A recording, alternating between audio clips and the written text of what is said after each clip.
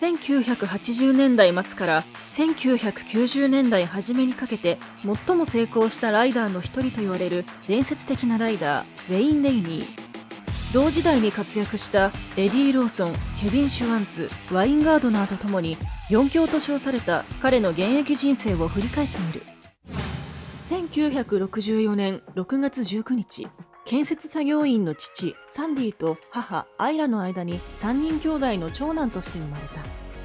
6歳の時に乗り始めたミニバイクがレイニーのモータースポーツの始まりとなった。 125cc のヤマハのバイクでダートトラックレースに参戦し、15歳になる頃にはその名が知られるようになった。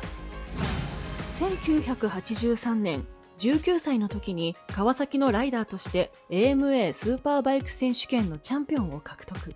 マシンは今もなお人気の高い GPZ750F だった。1987年にはホンダ VFR750F を借り、2度目となる AMA のチャンピオンを獲得。勢いをつけたレイニーは1988年チームロバーツヤマハに加入し、ついに WGP500cc クラスに本格的に参戦。全15戦中リタイアは1回にとどまり、第12戦イギリスグランプリでの初優勝を含めた表彰台7回などでランキング3位を獲得した。またこの年は鈴鹿8隊に初出場しており、チームラッキーストライクロバーツとして YZF750 を借り見事優勝を果たした。翌1989年には第9戦オランダグランプリまでに3勝を挙げ、エディ・ローソンとチャンピオン争いを展開。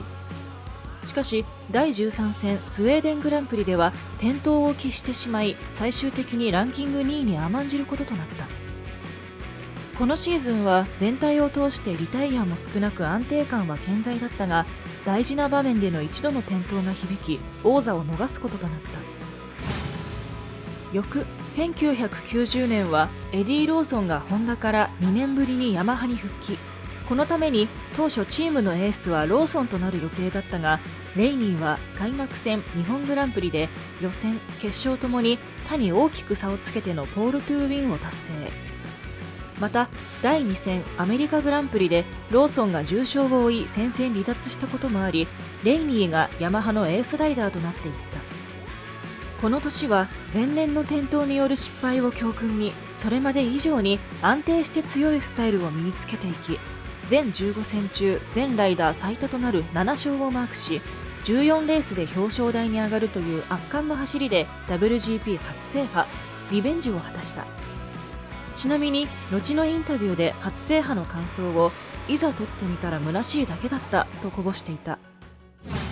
翌1991年はホンダマイケル・ドゥーハンとの争いとなるが、この年も安定した走りを見せつけ、全ライダー中最多となる6勝をマークし、参戦した14戦中表彰台13回という成績で2年連続のタイトルを獲得。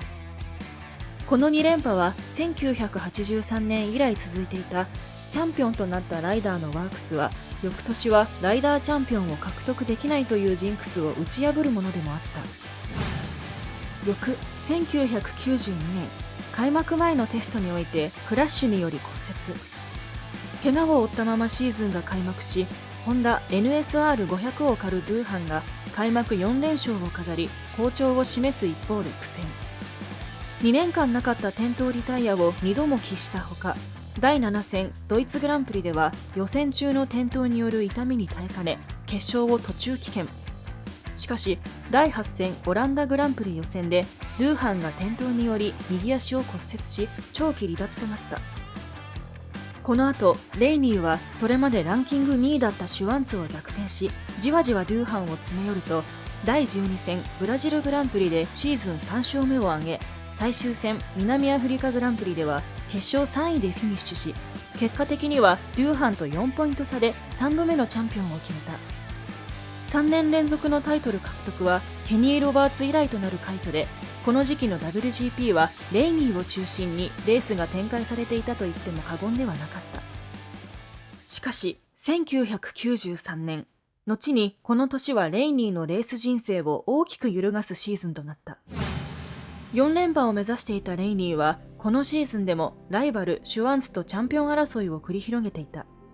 しかし、この年のマシンはフレームに問題を抱えており、シュワンツも安定性を身につけていたため、ポイント差はなかなか縮まらなかった。そして第8戦ヨーロッパグランプリでは改善の兆しのないフレームに見切りをつけ、市販車のフレームを使い優勝。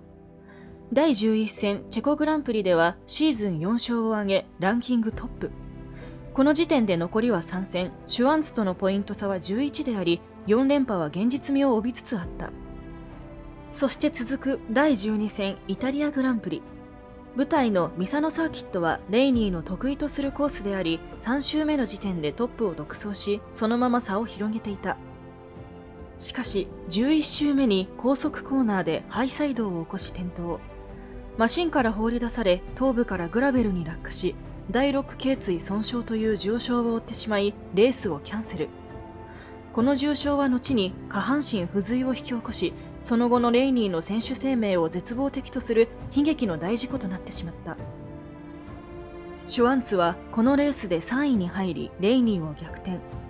この結果、レイニー不在で迎えた次戦第13戦アメリカグランプリにおいて、タイトルは事実上シュワンツに決定と発表されるに至った。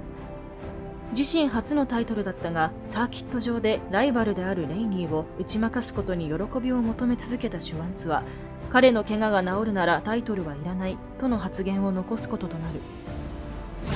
悲劇の大事故となった翌年の1994年、レイニーは下半身不随であり再起不能と発表され、キャリア絶頂期の中突然の引退となった。シュワンツもライバルを失った落胆からか、以降モチベーションを低下させ、1995年序盤をもって引退することとなる。レイニー自身は事故翌年の1994年にはマールボロ、ヤマハ、チームレイニーを立ち上げ、1998年の退任まで車椅子でレース現場に参加した。日本人では原田哲也や阿部典文が同チームから参戦していた。2019年11月に鈴鹿サーキットで行われた鈴鹿サウンドオブエンジン2019では、上半身だけで操作できるように改造された特別仕様のマシンで、ローソンやロバーツらと共にデモランに参加。事故以来26年ぶりにファンの前でバイクを狩る姿を見せた。圧倒的な実力で WGP3 連覇を果たしたものの、現役絶頂期に引退を余儀なくされたレイニー。後にレイニーは、俺は頂点に上り詰めたが、好きだったスポーツで不随になった、潮時だったってことだと語っています。伝説的な幕引きとなってしまったレイニーの現役人生は、今でもファンにとって忘れられない印象的なライダーの一人ではないでしょうか。絶頂期のレイニーは圧倒的に思える差で独走していても、流さず終盤まで全力で走行しており、そのスタイルからミスター 100%、120% レイニーと呼ばれていました。このレースに対する全力の姿勢にはプロフェッショナルな精神を感じますよね。レイニーをまだ見たことがない方は、ぜひ一度彼の走りをご覧になってみてください。それでは。